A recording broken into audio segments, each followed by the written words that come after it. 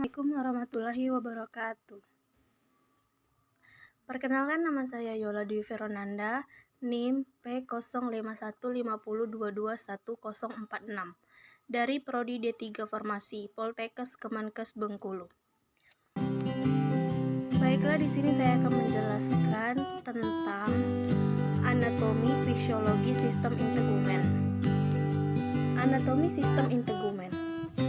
Definisi: integumen berasal dari bahasa Yunani, yaitu integumentum, yang artinya penutup, yang terdiri sebagian besar adalah kulit, rambut, kuku, dan kelenjar. Sistem integumen adalah sistem organ yang paling luas. Kulit merupakan organ tubuh yang terletak paling luar dan membatasinya dari lingkungan hidup manusia. Kulit tersusun atas 3 lapisan utama, yaitu 1. Lapisan epidermis. Melanosit menghasilkan melanin, proses melanosit. Sel Langerhans makrofag, turunan sumsum tulang untuk presentasikan sel limfosit T, fungsi imunologi kulit. Sel Merkel, mechanoreseptor sensoris keratinosit. Lapisan dermis terdiri atas, yaitu pars papilar, pars retikuler. Lapisan hipodermis. Fisiologi sistem integumen. Fungsi kulit. 1.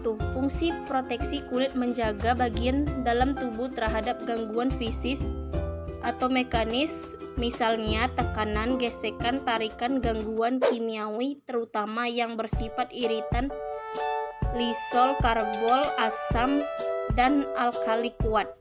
Gangguan yang bersifat panas, yaitu radiasi, sengatan UV. Gangguan infeksi luar, yaitu kuman atau bakteri, jamur.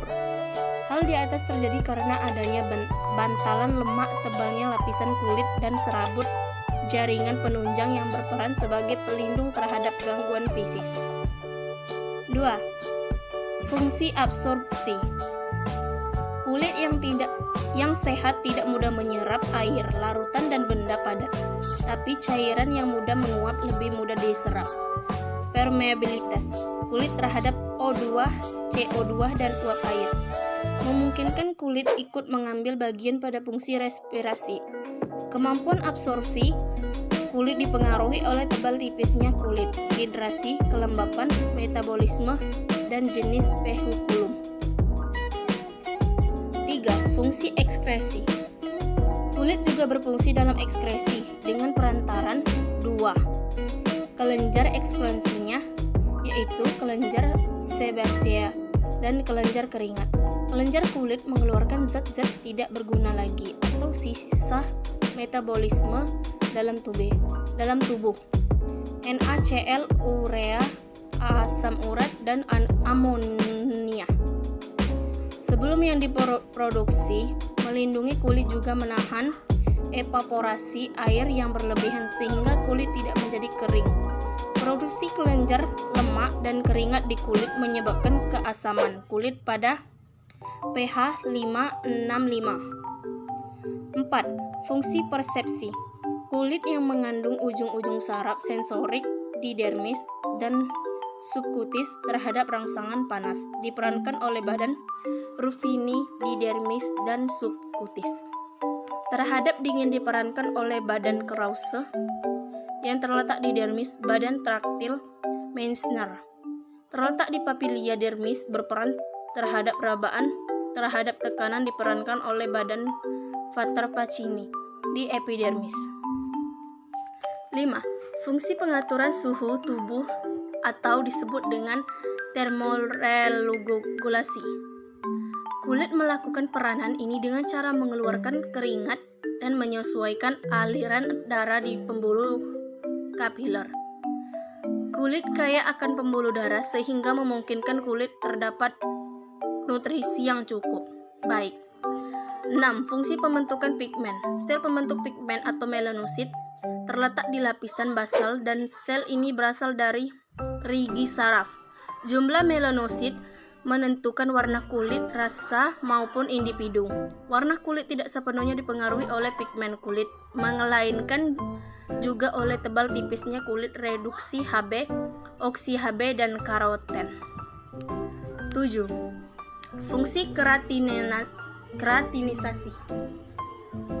Proses berlangsung 14-21 hari sebagai perlindungan terhadap infeksi secara mekanis fisiologi.